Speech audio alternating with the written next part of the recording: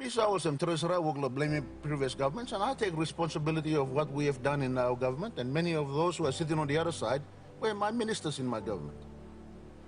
But not one of them are men enough to stand up and take responsibility, you know. Our governments are not run by one person, it's run by our parliament. But they continue, and thank you for stepping and intervening on my behalf. Because Treasurer continues to keep on blaming me. He thinks, why are you in business? I've been in business for over 40 years, Mr. Speaker. 40 years when I left university. Mina gona, si want the contract with the government. I didn't ask the Prime Minister to write me a check when he was my finance minister. Let me assure you that. I've been in private sector for 40 years.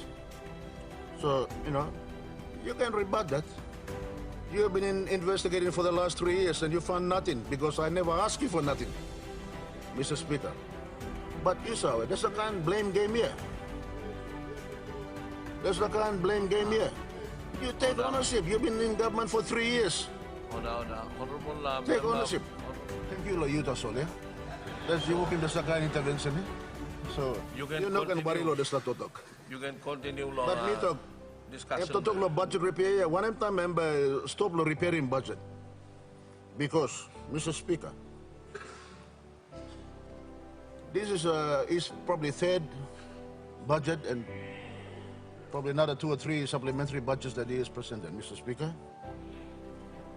So, Mr. Speaker, he has to take some responsibility of the performance of the economy of our country.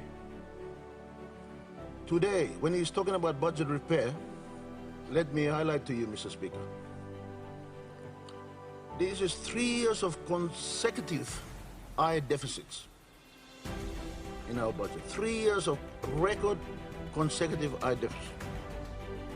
Mr. Speaker, also, this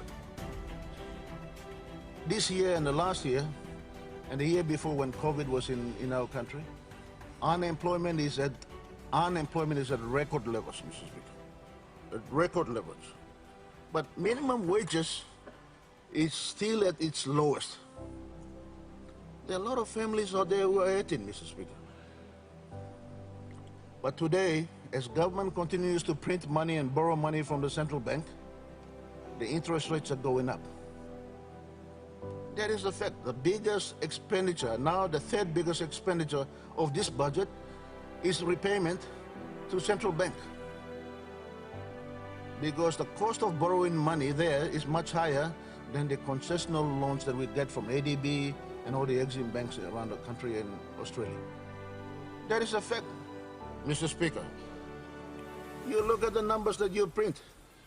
The third biggest expenditure of this budget is payments to repay treasury bills. So, Mr. Speaker, when you do borrow that kind of money, what happens is that you stop growth in the private sector because banks become lazy, super funds become lazy. They buy treasury bills, they buy treasury bonds, and they don't lend money to private sector. And when they don't lend money to private sector, Mr. Speaker, what happens is that private sector does not grow and does not build a business, unemployment becomes prevalent. That's what we are facing today.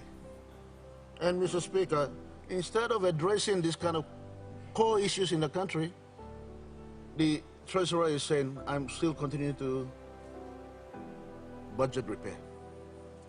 And Mr. Speaker, let me say this. Today, interest rates in our country remain high.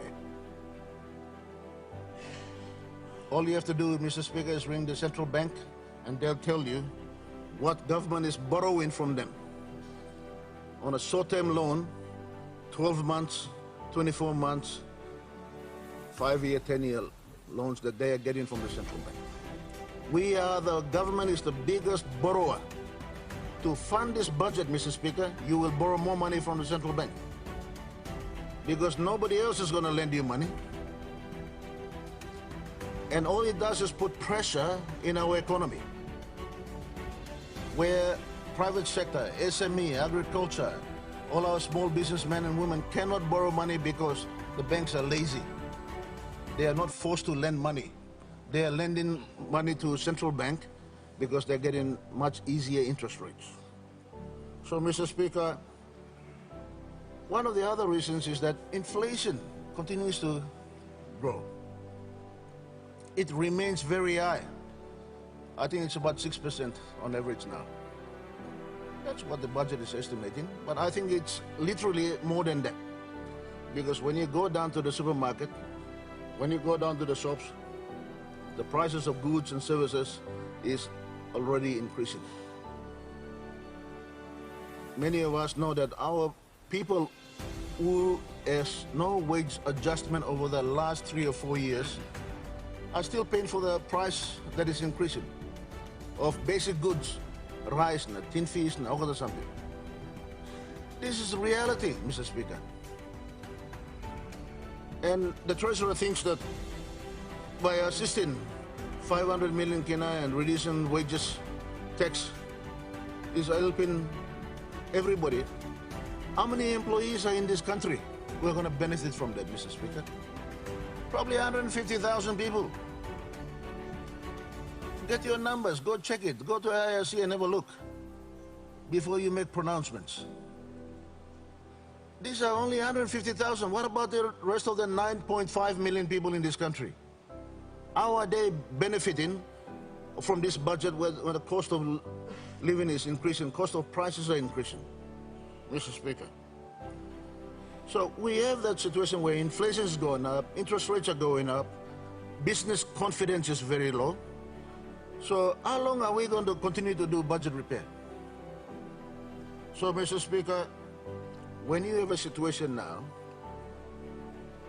the Treasurer who continues to walk in and out because he's got no care for the country, you know. No care for the country. It comes late. This is the most important budget policy document for the government, you know. When you're serious about running this country, you sit there and listen.